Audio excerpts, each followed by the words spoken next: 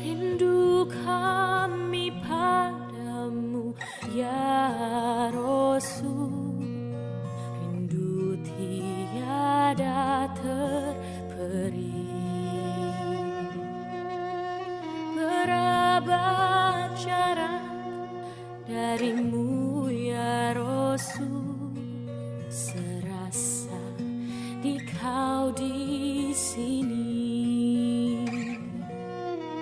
Cinta ikhlasmu pada manusia bagai cahaya surga. Dapatkah kami membalas cintamu secara bersahaja?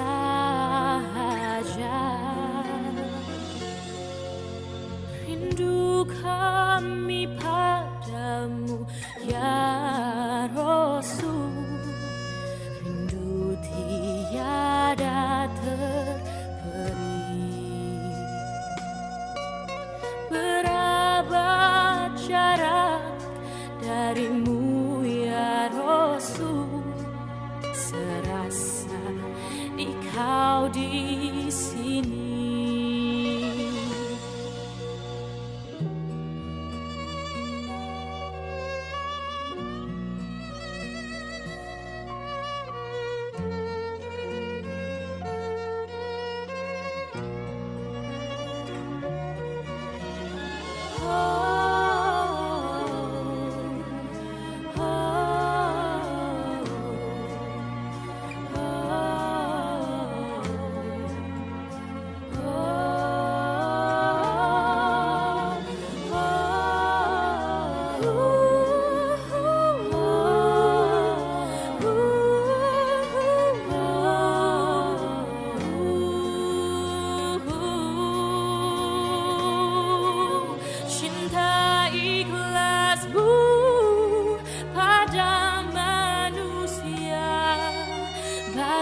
Cahaya surga, dapatkah kami membalas cintamu secara bersama? Alhamdulillah, nahmaduhu wa nasta'inuhu wa nastaghfiruh wa na'udzu billahi min shururi anfusina wa sayyiati a'malina, may yahdihillahu fala mudilla lahu wa may yudlil fala hadiya lahu. Asyhadu an la ilaha illallah wa asyhadu anna Muhammadan abduhu wa rasuluhu, amma ba'd. Mari kita simak selanjutnya pembahasan dari Ustaz Arif Rahman Hakim yang berjudul Pemuda Harapan Bangsa. Walaupun yang hadirnya ini orang tua, masih harapan ibu-ibu. Baik, kepada Ustaz kami persilakan. Innal hamdalillah nahmaduhu wa nasta'inuhu wa nastaghfiruh wa na'udzu billahi min shururi anfusina wa min sayyiati a'malina. May yahdihillahu fala mudilla lahu wa may yudlil fala hadiya lahu. Asyhadu an la ilaha illallah wa asyhadu anna Muhammadan abduhu wa rasuluh. Qala Allah ta'ala fil Qur'anil Karim, a'udzu billahi minasy syaithanir rajim. Ya ayyuhalladzina amanu taqullaha wal tanzur nafsum ma qaddamat lighad wattaqullaha innallaha khabirum bima ta'malun. Wa qala ta'ala billahi minasy syaithanir rajim, walladzina amanu wa amilus solihati ulaika ashabul jannati hum fiha khalidun. Asatidatul kiram, bapak-bapak, ibu-ibu, hadirin jamaah jihad rahimakumullah. Alhamdulillah, Setelah kita panjatkan puji dan syukur kehadirat Allah Subhanahu wa Ta'ala yang telah memberikan begitu banyak kenikmatan kepada kita semua, sehingga pada pagi hari ini kita masih diberikan kesempatan dan kekuatan untuk terus meningkatkan kualitas iman, ilmu, juga amal soleh kita semua. Walaupun dalam kondisi hujan, tapi Allah memberikan sebuah kenikmatan kepada kita. Kita bisa duduk di tempat ini dalam rangka pembuktian keimanan kita dengan ketakwaan.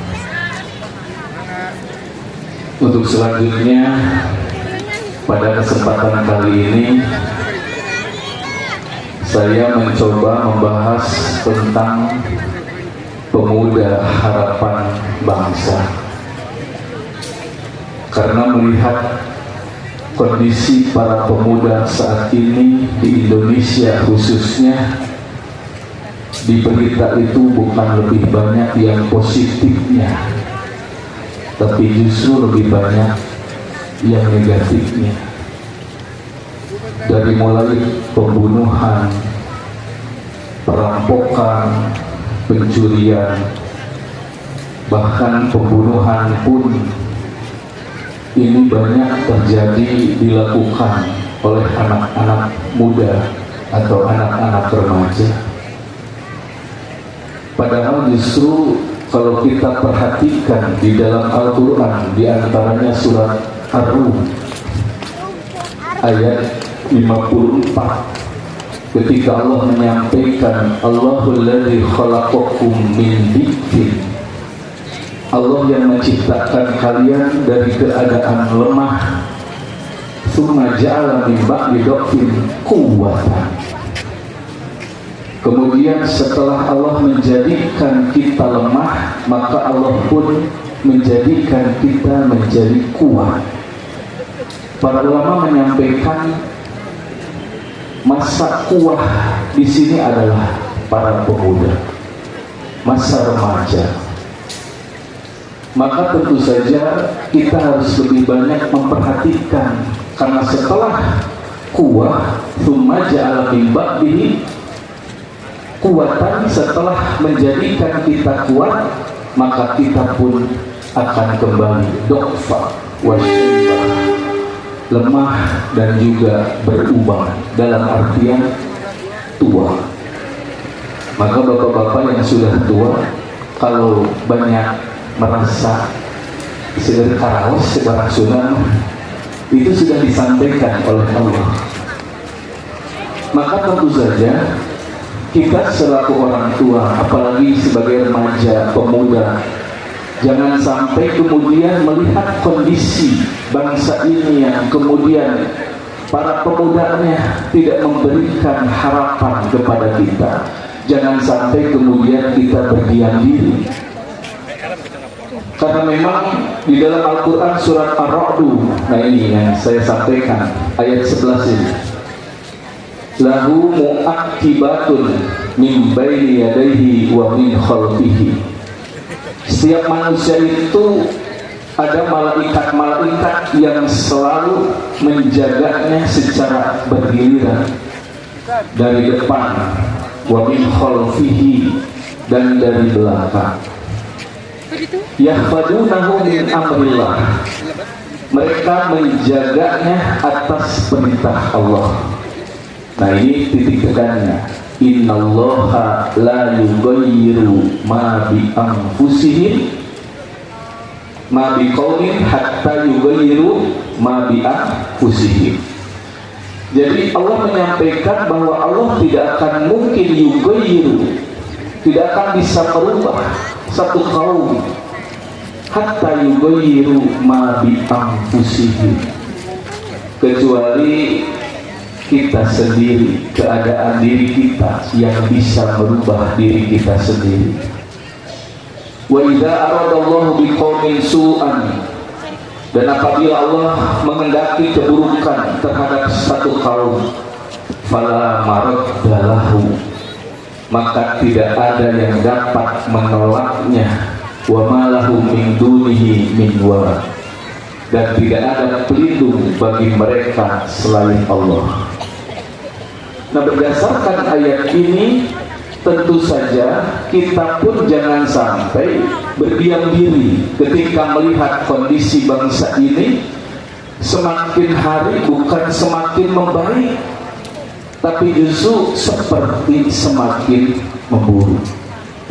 Walaupun pimpinan kita menyebutkan karena banyak yang mengkritisi bangsa Indonesia ini kedepannya gelap, tapi ternyata justru dibantah bahwa bangsa Indonesia ini justru sedang terang, terang korupsinya, terang kejahatannya. Nah, ini ketika melihat, mungkin sebagai motivasi bagi kita, jangan sampai ketika ada yang menyebutkan Indonesia gelap, kemudian kita pun kemudian berdiam diri. Tapi justru harus ada keinginan yang goyir. Tadi disampaikan oleh Allah, kita sendiri yang harus berubah. Jangan sampai kemudian apa yang disampaikan oleh Rasulullah SAW di dalam hadis, bahwa ketika ada, nanti kata Rasulullah di dalam hadis yang diriwayatkan oleh Imam Ahmad kalau tidak salah, yaji'u aqwamu yaumal qiyamah minhumul hasanat, akan didatangkan nanti pada hari kiamat satu kaum di mana mereka membawa hasanat, kebaikan, pahala amsali jabali Tahama, pahalanya besar seperti gunung Tahama yang ada di Mekah. Tapi Rasulullah menyampaikan orang tersebut fa'abtallah, oleh Allah dibatalkan pahalanya, fayusiruhum ilan nar, kemudian orang tersebut dimasukkan, dilemparkan ke dalam neraka. Nah, Salim sahabat Rasulullah, pelayan Rasulullah, kemudian berkata ketika Rasulullah menyebutkan seperti itu, ya Rasulullah, khiftu an akuna minhum. Rasulullah, saya takut termasuk kaum itu. Siapa Rasulullah kaum itu?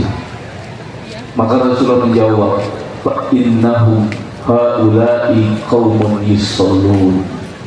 Sebenarnya kaum itu adalah kaum yang biasa sholat, wa yasummun, bahkan kaum tersebut yang biasa saum, wa yahujjun, bahkan pernah haji, wa ya'khuduna wahnan minal lail, bahkan dia sering sholat malam, sholat tahajud.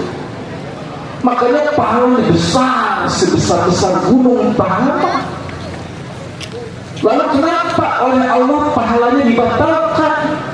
Walakin, akan tetapi orang tersebut idza ra'au syai'an minal haram bis-sarair, jika melihat orang lain melakukan perbuatan buruk, perbuatan haram, wasabu alaihi, ia cuek, tidak peduli. Jadi ini menunjukkan gambaran kenapa Rasulullah SAW menyampaikan ad-aful iman. Selemah-lemahnya iman itu ketika kita tidak ridho, tidak ikhlas, terjadi kemaksiatan, keburukan terhadap seseorang. Makanya kenapa Rasulullah SAW mewanti-wanti di dalam hadis yang diriwayatkan oleh Imam Al-Hakim yang sering disampaikan oleh para asatidz tentang iktanim khomsat qobla. Di antaranya adalah sababaka qobla haramika, masa mudamu sebelum datang masa tua. Jadi ini menunjukkan gambaran bahwa kita jangan sampai berdiam diri. Makanya Dr. Khalid Ahmad Satut pernah menyampaikan bahwa pemuda itu merupakan lebih dekat dengan fitrah karena mereka memiliki kekuatan. Makanya di Persis itu ada Rijalul God, bahwa Subhanul Yaum itu Rijalul God wa Banatul Yaum Ummahatul God. Makanya di sini menunjukkan bapak-bapak, ibu-ibu harus lebih memperhatikan, terutama kepada anak-anak kita, keluarga kita, mereka yang masa-masanya sedang dalam kondisi kuat, masih muda. Karena memang ada sebuah ungkapan, jika kita ingin mengetahui masa depan sebuah bangsa, maka lihatlah kondisi para pemudanya saat ini. Jadi kalau sekarang pemudanya mabok, malah prostitusi, ya, video porno, apalagi malah lebih banyak melakukan hal-hal yang dilarang oleh Allah, perzinahan. Nah ini tentu saja bagi kita harus lebih banyak memperhatikan, minimal kita mendoakan jangan sampai wafabu, cuek, tidak peduli. Nah, pada kesempatan kali ini Pemuda Harapan Bangsa ini saya ambil dari kisah-kisah yang ada di dalam Al-Quran sebagai pelajaran bagi kita. Di antaranya, karena memang isi Al-Quran itu, walaupun para ulama berbeda pendapat, secara garis besar Al-Quran itu sepertiganya akidah. Bagaimana orang-orang yang beriman, orang-orang yang syirik dan lain sebagainya. Sepertiganya tentang syariat, hukum-hukum, dan sepertiganya adalah kisah-kisah. Maka saya pun mengambil karakter pemuda yang ada di dalam Al-Quran itu dari kisah-kisah. Di antaranya Pemuda Harapan Bangsa itu tentu saja mereka adalah orang-orang yang memiliki keimanan. Seperti kisah Ashabul Kahfi. Bapak-bapak, ibu-ibu yang sering membaca surat Al-Kahfi atau yang jarang, sekali-kali dibaca terjemahnya. Bagaimana kisah Ashabul Kahfi itu menceritakan tentang pemuda yang pada waktu itu lari dari raja yang zalim, bahkan mengajak umatnya untuk menyekutukan Allah, menyembah berhala. Bahkan ada yang menyebutkan Raja Dicyanus itu mengaku diri sebagai Tuhan. Sehingga di dalam Al-Quran diceritakan bagaimana tentang kisah Ashabul Kahfi ini. Karena Ashabul Kahfi ini, walaupun mereka asalnya berada di sisi raja, tapi ketika mereka melihat bahwasanya ada orang yang kemudian mau menyerang Raja Dicyanus tersebut, akhirnya merasa cemas, jatuh, bahkan sampai dalam riwayat itu disebutkan apa? Namanya kenapa? Raja ada sakit ngangek, kota sampai terjatuh. Maka pemuda ini merasa bahwa masa begitu Tuhan seperti ini dan lain sebagainya. Ya akhirnya kemudian mereka lari, yang akhirnya bersembunyi di sebuah gua. Nah ini yang saya tulis di antara surat Al-Kahfi ayat 13-14. A'udzubillahi minasyaitonirrajim. Nahnu naqussu 'alaika naba'ahum bil haqq. Allah menyampaikan kepada Nabi Muhammad, kami kisahkan kepada Muhammad cerita ini dengan benar. Innahum fityatun, sesungguhnya mereka itu adalah para pemuda-pemuda amanu bi rabbihim, yang beriman kepada Tuhan mereka.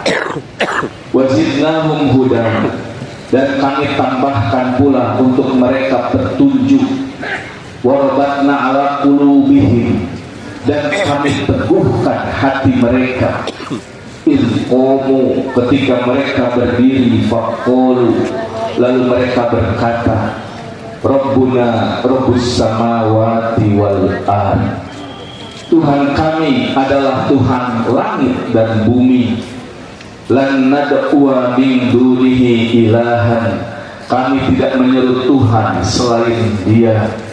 Laqad qulna idzan saqata, sungguh kalau kami berbuat demikian, tentu kami mengucapkan perkataan yang sangat jauh dari kebenaran. Bapak Ibu, yang bisa kita ambil dari pelajaran Ashabul Kahfi ini, ketika pemimpin mengajak untuk melakukan perbuatan syirik, Ashabul Kahfi ini rela untuk pergi jauh walaupun harus tinggal di sebuah gua. Ini menggambarkan yang namanya tidur di gua. Di dalam surat Al-Kahfi itu disebutkan 300 tahun ditambah 9 tahun. Ini 309 tahun tidur di gua. Bapak Ibu, di kita itu ada orang saking pingin tidur nyenyak beli kasur sampai puluhan juta. Ya. Karena kasur tersebut ada yang sampai 70 juta, 90 juta, saking ingin tidur nyenyak. Bapak Ibu, kalau kita beli kasur 70 juta, jika nanti mau bisa sare dia kumaha nyicil.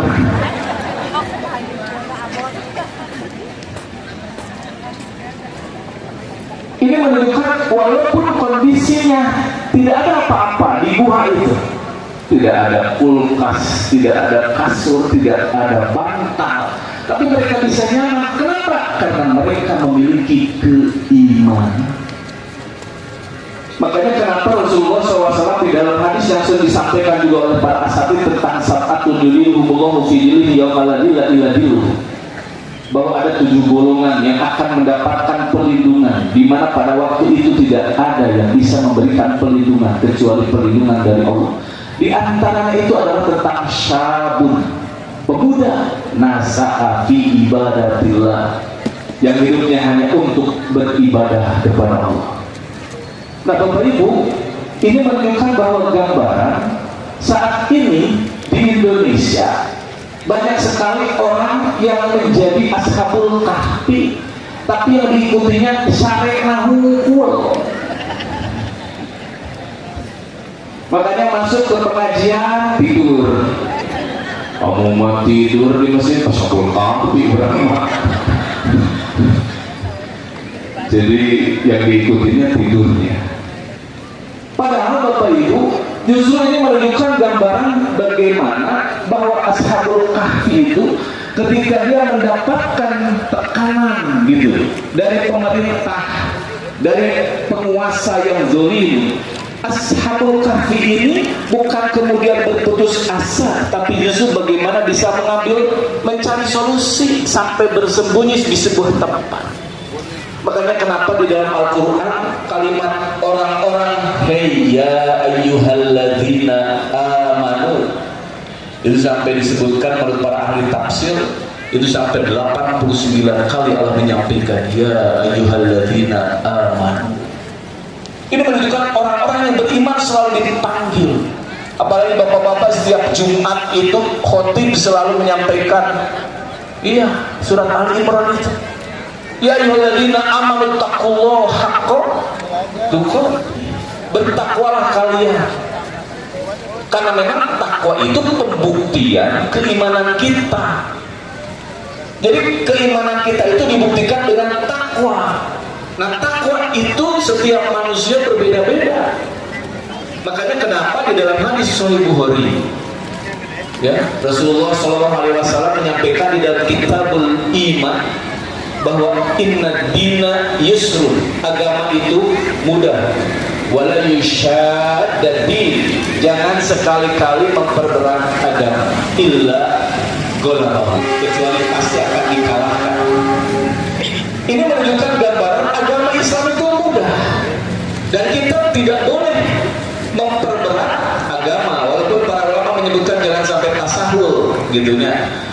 Allahu Akbar, Allahu Akbar, kayaknya penting masalah.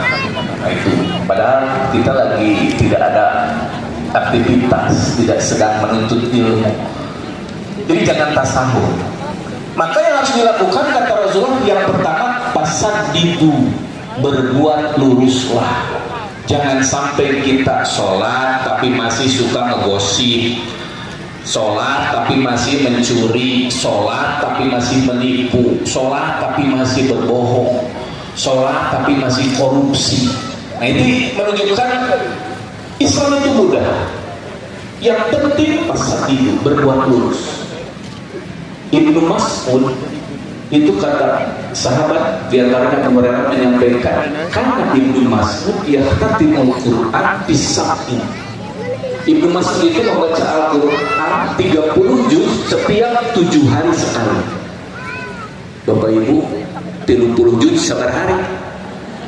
Ditaros teh kalah kagum mujam.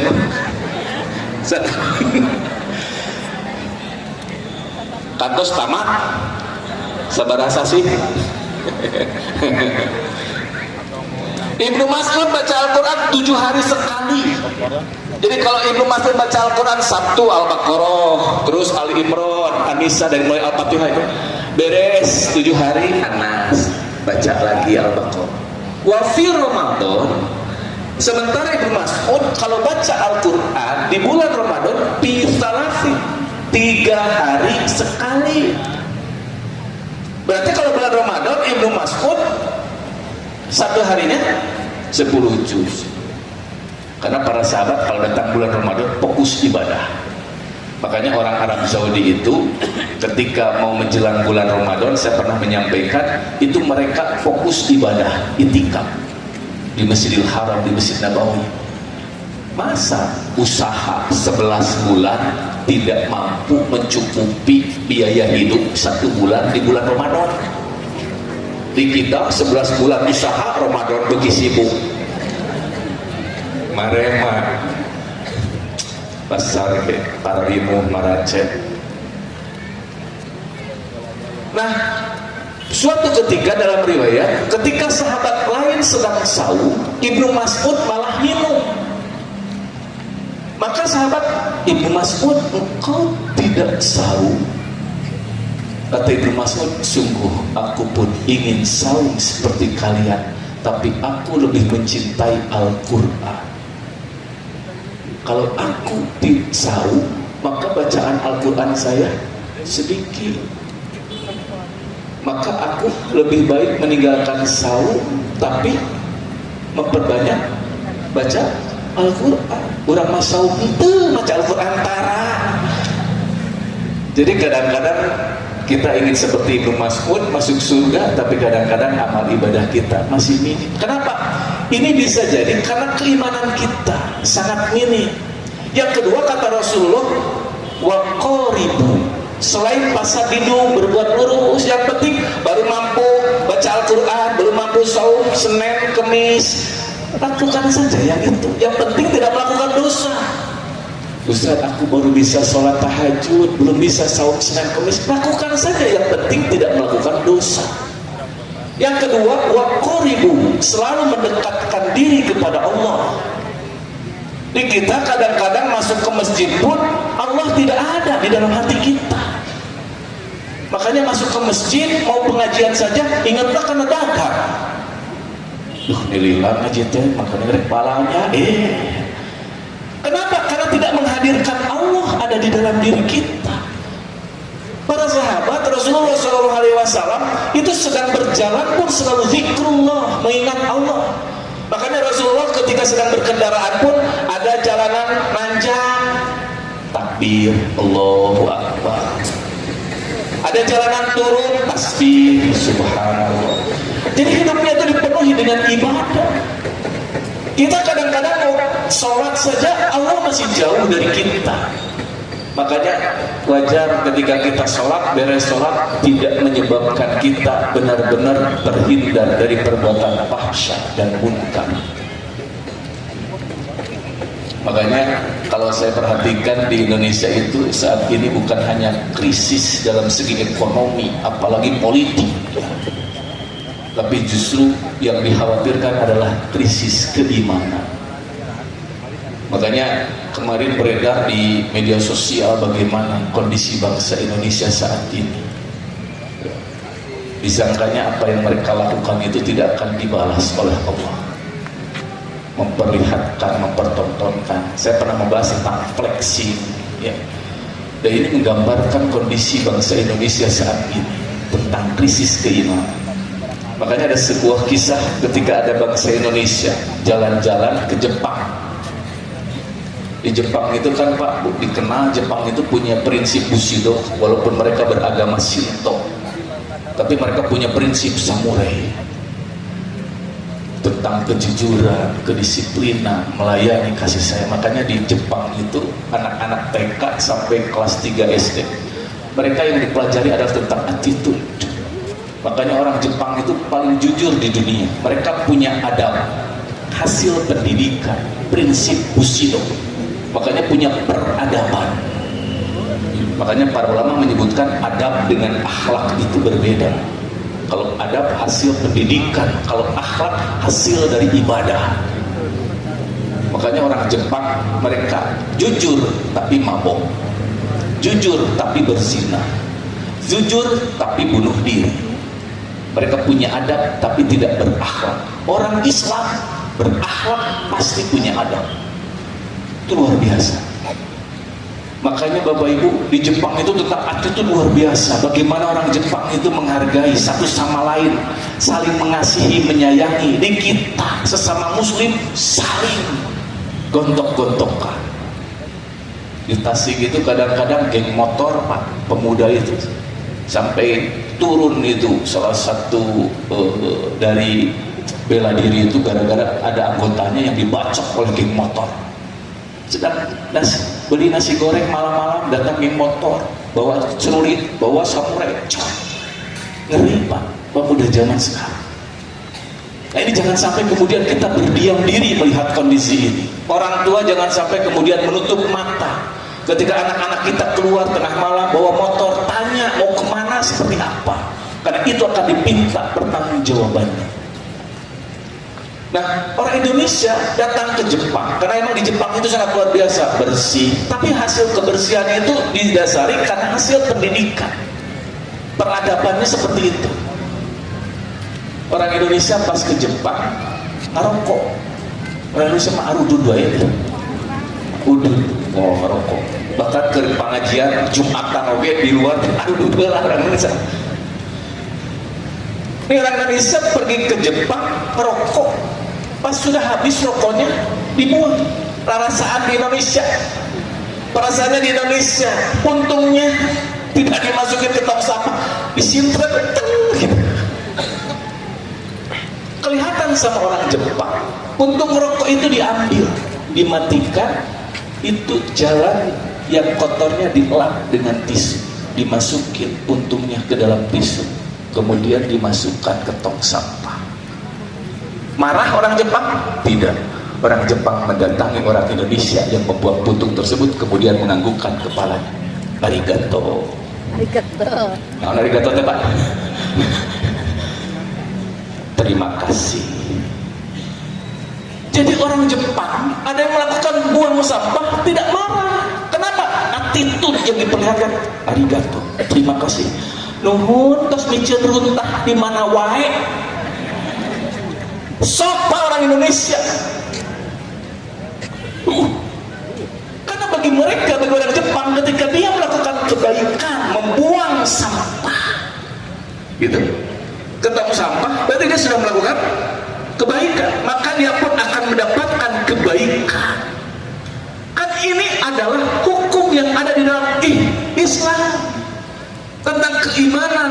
In ahsantum ahsantum li anfusikum.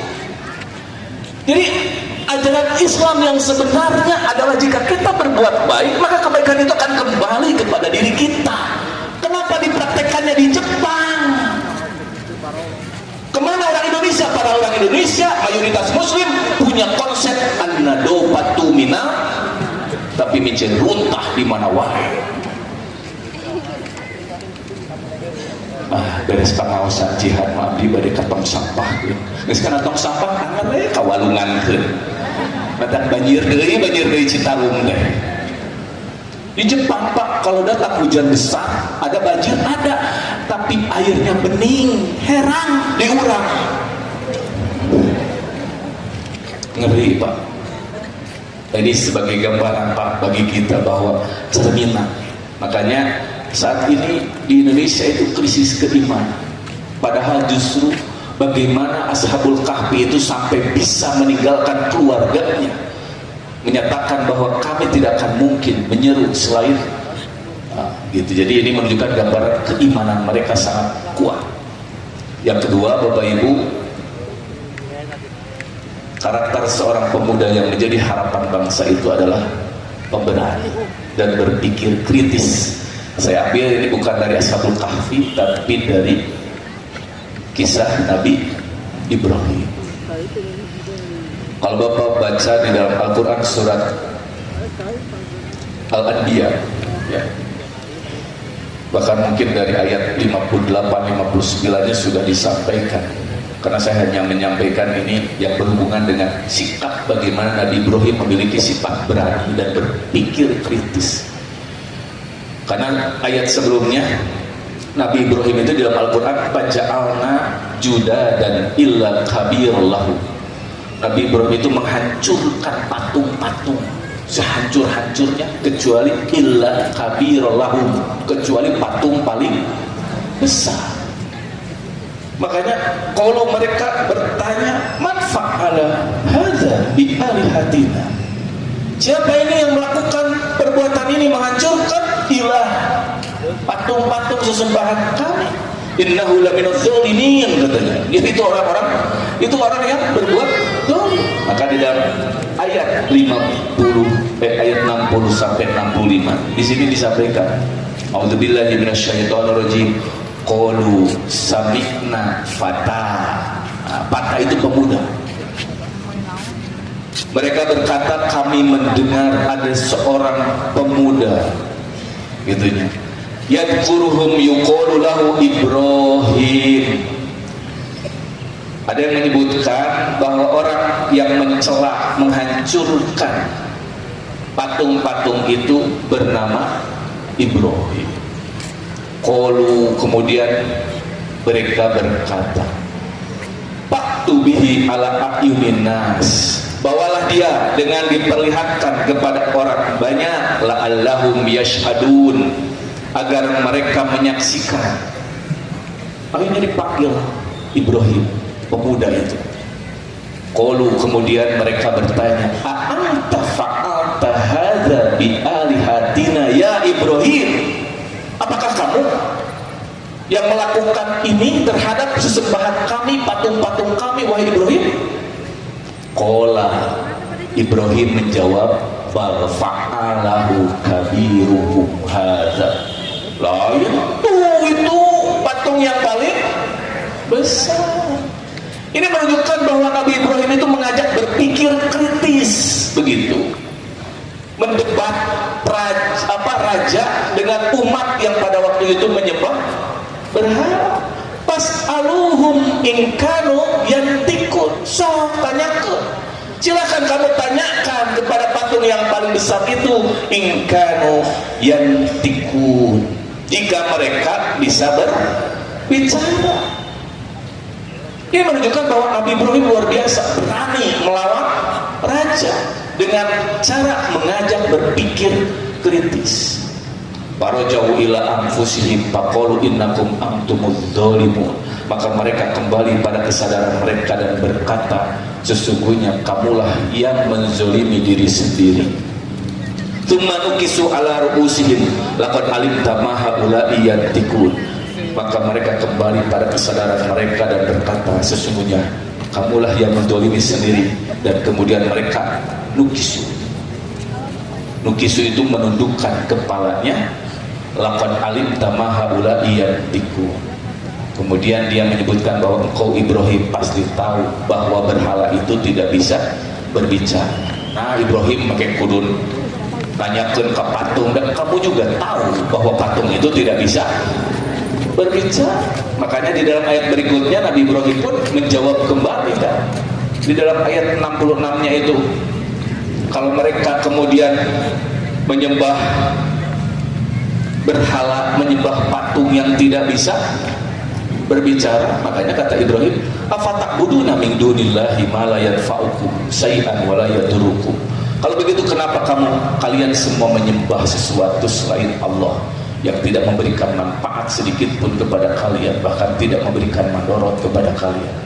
Jadi Nabi Ibrahim itu mengajak bagaimana kepada orang-orang pada waktu itu bagaimana supaya bisa berpikir bahwa kenapa sih harus menyembah patung, padahal patung itu tidak bisa berbuat apa-apa. Nah, inilah salah satu ayat yang dinyatakan di dalam hadis Rasulullah SAW di dalam Bukhari Muslim, bahwa Nabi Ibrahim itu lam yakzib Ibrahimun Nabi SAW itu qatun illa thalatha kadzdzabah. Nabi Ibrahim itu tidak pernah berbohong kecuali 3 kali bohong. Di antaranya sintaini bidatillah, tentang zat Allah, yaitu ketika di dalam Al-Quran surat As-Saffat Nabi Ibrahim diajak menyembah berhala. Nabi Ibrahim menjawab, inni sakim, aku sedang sakit. Yang kedua bohong Nabi Ibrahim itu adalah ini, ketika ditanya, kamu yang melakukan menghancurkan patung-patung ini? Nabi Ibrahim menjawab, bal fa'alahu kabiruhu. Nah, ini kalau menurut kita sebetulnya bukan bohong, tapi kata Nabi, nanti pada hari kiamat bohong Nabi Ibrahim akan tercatat, tertulis 3 kali bohong. Bapak Ibu, seberapa kali? 700 kali. Gemujeng dewa. Seumur hidup Nabi Ibrahim, seumur hidup bohongnya cuma 3 kali. Kita sehari semalam 30 kali. Jadi kadang-kadang, makanya Pak sering-sering beristighfar, meminta ampun. Nabi Ibrahim pun merasa itu bukan sebuah kebohongan, karena merasa itu adalah sebuah ajakan berpikir kritis. Bohong yang ketiga adalah ketika dengan Siti Sarah. Ketika ditanya siapa itu, Nabi Ibrahim menjawab ukhti, padahal istrinya. Nah, akhirnya kemudian Siti Sarah diambil oleh raja tersebut. Jadi ini gambaran bahwa bagaimana Nabi Ibrahim tidak pernah melakukan dusta kecuali hanya 3 kali. Dan ini gambaran bagi kita dari ayat ini, bahwasanya Nabi Ibrahim adalah seorang nabi yang menjadi agen perubahan. Bagaimana supaya pemuda itu harus mengajak pemimpin itu berpikir kreatif. Ketika sekarang misalkan para pemimpin kita yang dipertontonkan adalah tentang kemewahan, gaji mereka, bukan kerja mereka, begitu. Karena saat ini kita sering perhatikan, justru malah mereka itu kebanyakannya studi banding, ke luar negeri, jalan-jalan, sehingga masyarakat sudah mulai bosan melihat hal seperti itu, sehingga muncullah ya beberapa orang yang kemudian menyuarakan dengan cara demo ke depan kantor DPR itu. Saya juga baru tahu tadi pagi bahwa ternyata di Bandung juga ada demo ya. Di Tasik juga ada katanya, cuma saya tidak tahu. Hanya karena mungkin mahasiswa atau pemudanya sedikit sehingga tidak terlalu diekspos. Kalau di Makassar sampai ada yang meninggal karena memang sedang ada rapat kemudian dibakar, makanya ada yang korban meninggal. Kemudian yang ketiga, nah, pemuda harapan bangsa itu diantaranya adalah pemuda yang memiliki karakter istiqomah ya. Karena memang diperintahkan pastaqim kama umirta, jadi tetaplah teguh, berpegang teguhlah. Ini diambil dari kisah Nabi Yusuf. Jadi yang pertama kisah Ashabul Kahfi secara ringkas, bagaimana mereka mempertahankan keimanan. Yang kedua, pemuda itu seperti Nabi Ibrahim, berani dan berpikir kritis. Yang ketiga, ini diambil dari kisah Nabi Yusuf, bagaimana Nabi Yusuf memiliki sifat istiqomah. Ketika Nabi Yusuf pada waktu itu digoda usaha istrinya Al-Aziz gitu ya, walaupun ada yang menyebutkan katanya namanya Zulaikha, yang sahih istrinya Al-Aziz, raja pada waktu itu. Bapak Ibu, di dalam surat Yusuf ayat ini kan ayat 33, ayat sebelumnya itu ketika Nabi Yusuf digoda oleh istri Al-Aziz untuk melakukan perbuatan fahsyah, perbuatan zina. Bisa dibayangkan Bapak Ibu, istri raja ya itu pasti dia itu cantik. Yusuf ketika diajak berzina, di dalam Al-Quran sudah disebutkan. Di antaranya kata Allah, walaqad hammat bihi wa hamma biha. Jadi bukan hanya istri Al-Aziz yang terpesona jatuh cinta terhadap Yusuf, tapi di ayat tersebut wa hamma biha.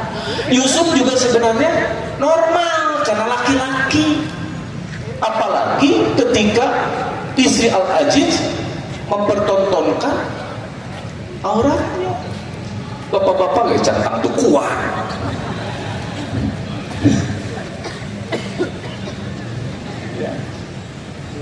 Ini menunjukkan gambaran Bapak Ibu ketika Nabi Yusuf digoda oleh istri Al-Aziz, itu ada keinginan sama seperti laki-laki normal, wanita cantik mempertontonkan aurat, gitu kan? Hamma biha. Makanya di dalam ayat tersebut laula an ra'a burhana rabbih, sekiranya tidak ada ya burhan, petunjuk dari Allah, maka mungkin Nabi Yusuf akan terjerumus pada perbuatan maksiat. Ini menunjukkan Bapak Ibu gambaran seorang nabi saja bisa terjerumus kalau tidak ada burhan, petunjuk dari Allah. Ongko ustad gening dah ada teh. Bora-bora ustad, ieu mah nabi. Nah ustad teh gitu kan. Dengarkan ustad Pak, dengan wanita mah nabi juga tergoda. Gening Yusuf tidak melakukan karena ada burhan. Makanya jangankan yang awam, ya sosok yang alim pun bisa tergoda dengan yang namanya wanita. Makanya ibu-ibu sok ngagoda. Ya. Jadi di sini menggambarkan bagaimana Nabi Yusuf istiqomah begitu. Walaupun digoda, dia tetap berpegang teguh. Istiqomah itu kan dari koma yaqumu qiyam. Ada awalan ribuan ista. Kalau ada kalimat ista, itu menunjukkan bahwa ada usaha meminta. Makanya istighfar itu dari gofaro, meminta ampunan. Istighfar, ghafarallah, meminta ampunan kepada Allah. Ketika ada awalan ista, berarti usaha. Di Bapak Ibu, istighfar itu bukan hanya lip service. Stop.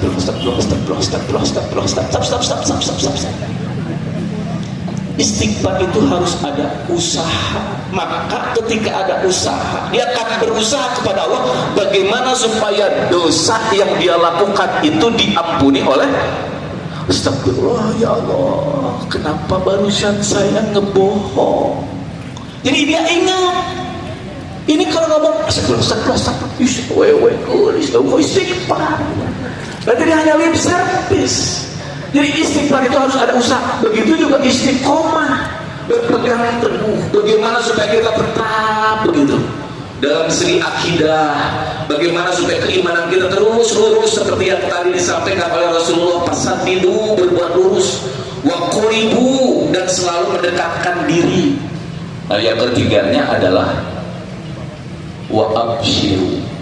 Jadi orang Islam itu diperintahkan oleh Rasulullah, orang yang punya keimanan selain dia selalu berbuat lurus, mendekatkan diri kepada Allah, adalah wa'abshiru, dia selalu menyampaikan kabar baik, kabar gembira.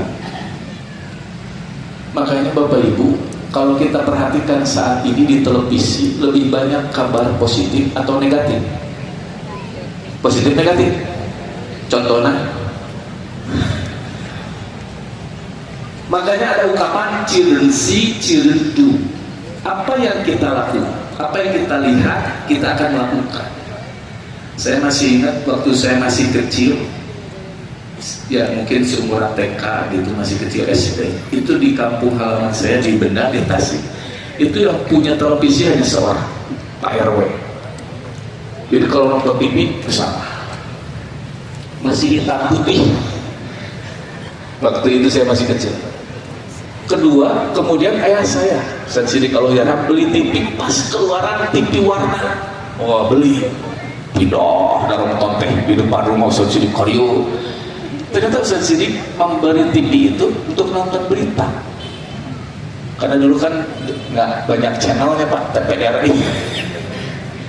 Ketika ada berita, saya mendengar pembunuhan di Amerika. Saya waktu masih kecil, orang Amerika kejam, mainan gitu. Ketika terjadi pemerkosaan, sadisnya itu di Eropa, di Amerika. Jarang berita pembunuhan, pemerkosaan di Indonesia. Sekarang, tiap hari pembunuhan, pembegalan, perampokan, semua yang negatif. Saya kasih contoh Pak, di televisi pernah dimuat, ya, ada pencuri ayam, maling ayam, satu kandang, ketangkap sama polisi, diwawancara sama wartawan. Bagaimana Anda bisa mencuri ayam? Bukan satu dua Pak, satu truk, maling satu truk. Kok bisa katanya? Padahal pemiliknya di pinggir kandang tersebut. Kalau orang masuk ke kandang ayam yang banyak itu, pasti berisik. Ini tidak berisik, pemiliknya sampai tidak bangun malam itu. Ketika ditanya bagaimana caranya bisa mencuri ayam, ayamnya tidak berisik. Kata pencuri tersebut, ayam itu paling tidak suka terhadap bawang merah. Jadi saya sebelum mencuri marut dulu bawang merah, kemudian saya lumuri tubuh saya. Makanya saya pas masuk ke kandang ayam tersebut, ayam semuanya diem, saya ambilin satu-satu, ditonton se-Indonesia. Oh gitu cara maling ayam kan? Maka semakin banyak Pak, ketika dikritik harusnya jangan diberitakan. Kalau tidak diberitakan, nanti pemilik ayam jarongjon, jadi dilema. Tapi kan ada sih kuring nggak bejaan kayak jamaah jihad, si ustad cerita maling ayam. Ini hanya kata contoh saja Pak, bahwa ketika ada kabar yang negatif, orang akan terinspirasi cidensi cidendu. Makanya sekarang gara-gara dendam dia dibunuh, bahkan dibunuhnya dimutilasi. Akhirnya orang terinspirasi, saya benci kepada dia. Ketika membunuh pun dia akhirnya bagaimana supaya tidak ketahuan, dimutilasi. Ini sebagai gambaran saja. Makanya Bapak Ibu, ini menunjukkan bahwa bagaimana kita pun bersiap diri untuk menjadi orang-orang yang selalu istiqomah. Yang kemudian yang berikutnya adalah yang keberapa Pak? Yang keempat, amanah.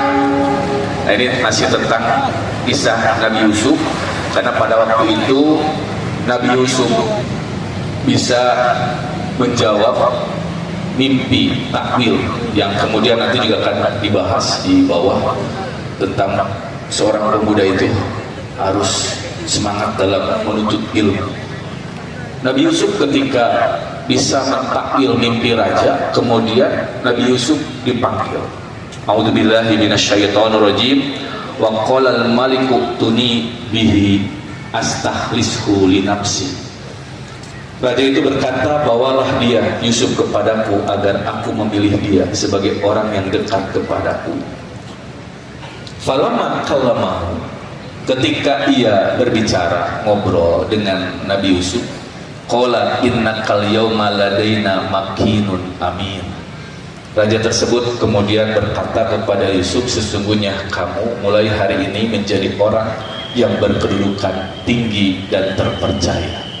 Nah pada waktu itu Yusuf pun menjawab, qala ij'alni ala khazainil ardi inni hafidun alim.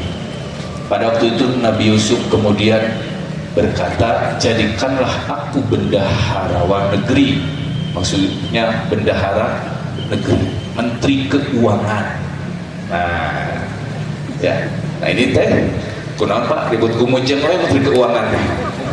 Ya, bendahara negara itu sekarang mah menteri keuangan. Itu Nabi Yusuf gitu.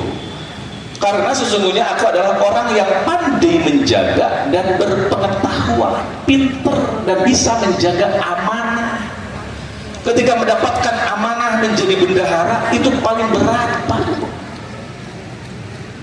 Makanya Bapak Ibu kalau sekarang ya jangankan orang biasa gitu ya, kadang-kadang orang yang punya pengetahuan, paham terhadap agama, kadang-kadang dengan uang apa ngagibek gitu. Ya sekian ngagibek keimanan teh cokot ulah ambil jangan. Apalagi ketika tiba-tiba kita hanya datang rapat, tiba-tiba masuk ke rekening sekian, aduh Pak, disangkanya tidak akan dipinta pertanggungjawaban. Makanya kenapa Rasulullah SAW menyampaikan bahwa innallaha la ya'jabu min sabb laisat lahu sabwah. Allah itu sangat kagum terhadap seorang pemuda laisat lahu sabwah, yang tidak memiliki sabwah. Di dalam hadis Ahmad, sabwah itu sering diartikan dari kata tasobba, soba yasubu sabwah, artinya kecenderungan, cenderung terhadap kebodohan, cenderung terhadap hawa nafsu. Nah jangan sampai Bapak Ibu kita memiliki pemuda yang memiliki kecenderungan sabwah, itu adalah kecenderungan kepada hal yang kurang baik, hawa nafsu. Jadi sekarang pemuda itu lebih banyak tadi mencari hal-hal urusan dunia. Kenapa? Karena tadi kurang keimanan.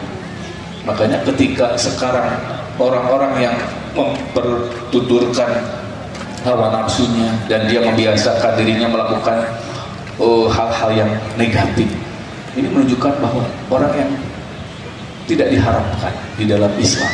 Sehingga kita mengambil contoh dari Nabi Yusuf yang ketika dia kemudian diberikan amanah untuk menyimpan atau menjadi bendahara pun siap melaksanakannya sesuai dengan apa yang diperintahkan oleh raja. Kemudian yang berikutnya, semangat dalam menuntut ilmu. Nah ini tentang ketika Nabi Yusuf digoda. Nabi Yusuf di dalam surat Yusuf ayat 36 ini, a'udzubillahi minasyaitonirrajim, wa dakhala ma'ahu sijna Patayani. Nah, ketika Nabi Yusuf masuk ke penjara, ada dua pemuda.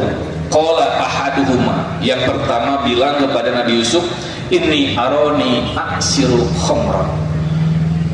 Nabi Yusuf, tadi malam saya bermimpi aku memeras anggur.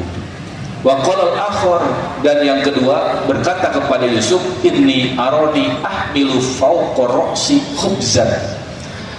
Yusuf, kalau saya tadi bermimpi bahwa aku membawa di atas kepalaku roti takulut tayro minhu, kemudian roti tersebut dimakan oleh burung.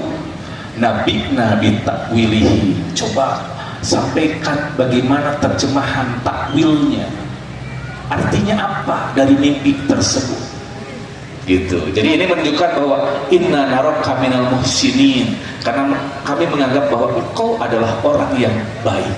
Nah, ini walaupun sudah di dalam penjara, dua pemuda ini masih saja ada yang namanya tanya jawab, menuntut ilmu.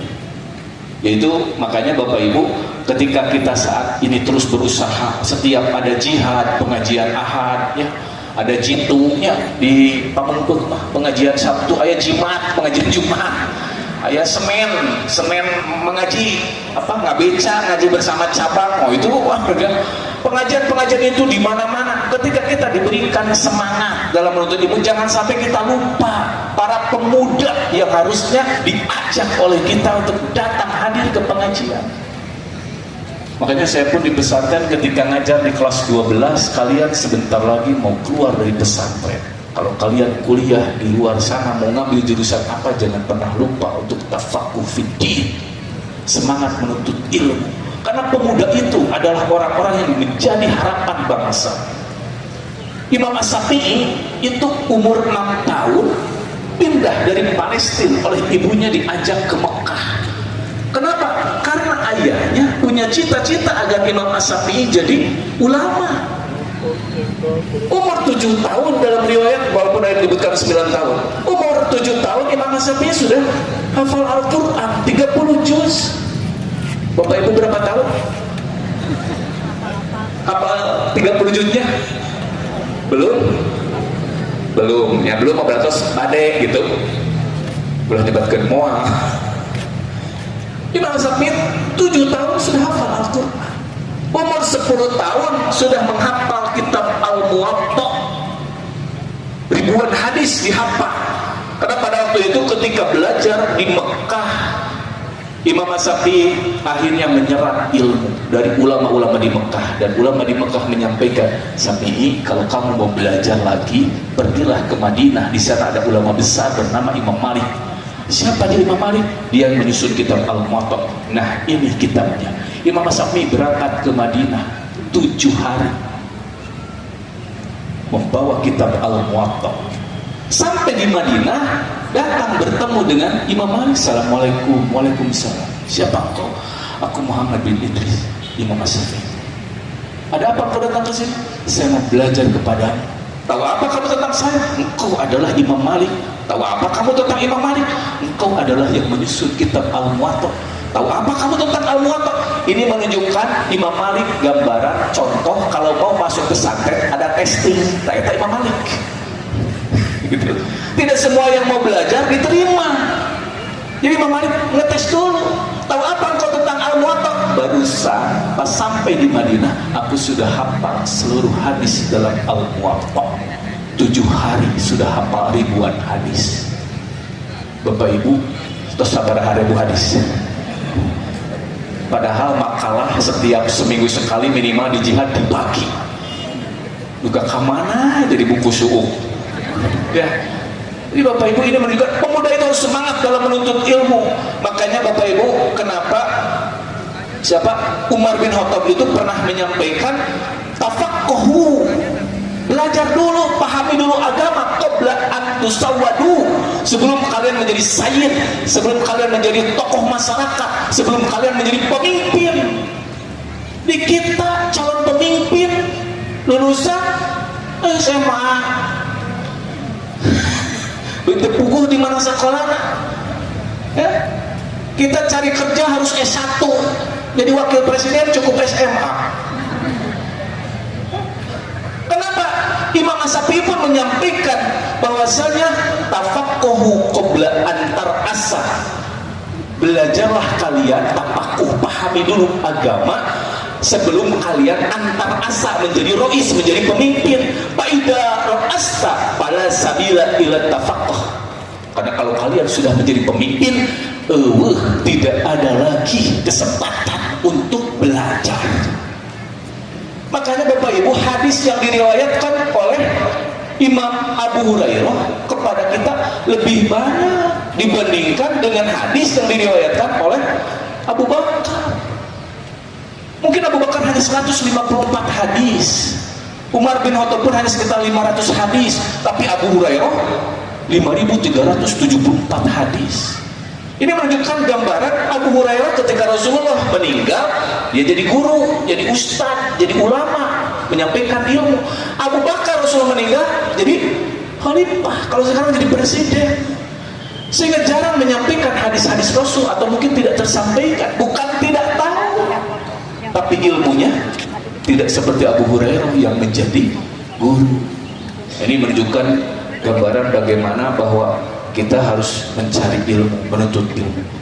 Kemudian yang berikutnya, yang terakhir adalah pemuda itu harus optimis, seperti kisah Nabi Musa. Ya. A'udzubillahi minasyaitonirrajim.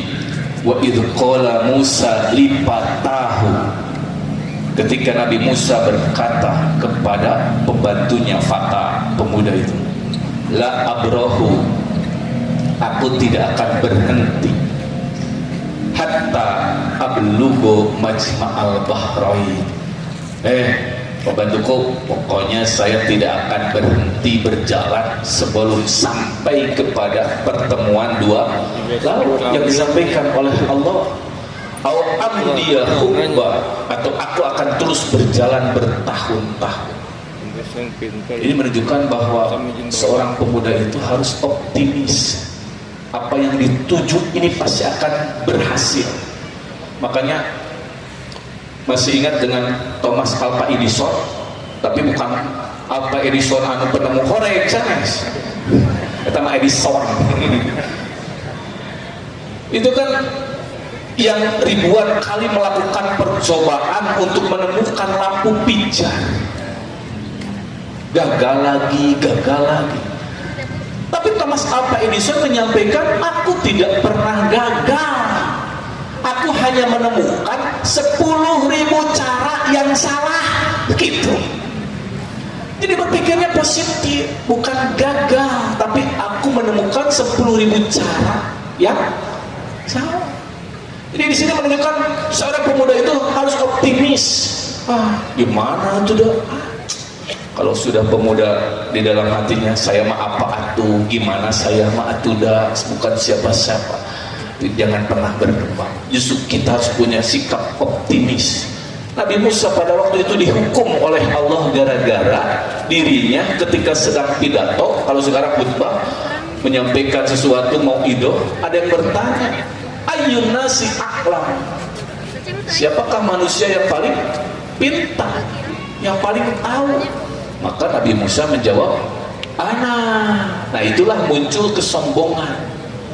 Makanya Bapak Ibu, ketika ada sekarang profesor, doktor, ustadz, kiai, ajengan, ulama yang selalu saya, nah itu hati-hati. Dia kata, saya itu saya. Nah, itu seperti Nabi Musa. Beda dengan dia, kalau saya lagi. Itu menunjukkan sikap kesombongan. Hati-hati seorang pemuda. Yang diambil pelajaran di sini bagaimana Nabi Musa ketika dia melakukan kesombongan oleh Allah ditegur. Bahwasanya innali abdan bimajma'il bahrain huwa a'lam minka. Makanya kata Allah, justru aku sudah menciptakan seorang hamba yang berada di Majma' al-Bahrain. Dia lebih tahu daripada. Maka Nabi Musa pun kemudian bertekad untuk terus mencari Majma' al-Bahrain tersebut, sampai akhirnya caranya dengan membawa ikan, dan akhirnya kemudian dipertemukan, dan kita bisa mengetahui waktu itu ada yang menyebutkan dipertemukanlah dengan Nabi Khidir. Nah ini kisah seperti itu. Mudah-mudahan apa yang saya sampaikan ini menjadikan motivasi bagi kita semua, terutama para pemuda dan pemudi. Jangan sampai berdiam diri, dan orang tua juga jangan kemudian wasabu cuek acuh ketika melihat para pemuda-pemudi bukan hanya melakukan kemaksiatan, tapi juga ketika melihat hal-hal yang tidak ada manfaatnya. Maka tentu saja kita harus berusaha bisa memotivasi, mengajak mereka menjadi pemuda-pemuda harapan bangsa yang memiliki karakter-karakter yang disampaikan di dalam Al-Quran. Mudah-mudahan menjadi motivasi bagi kita semuanya. Aku qouli hada wa astaghfirullah li wa lakum wal afu minkum rabbana la tuzigh qulubana ba'da idh hadaitana wa hab lana min ladunka rahmah innaka antal wahhab. Rabbana hab lana min azwajina wa dzurriyyatina qurrata a'yun waj'alna lil muttaqina imama. Rabbana atina fid dunya hasanah wa fil akhirati hasanah wa qina azabannar. Wassalamualaikum warahmatullahi wabarakatuh. Waktu sudah jam. Ya Rasul, rindu tiada terperi. Berabad jarak darimu ya Rasul, serasa di kau di sini.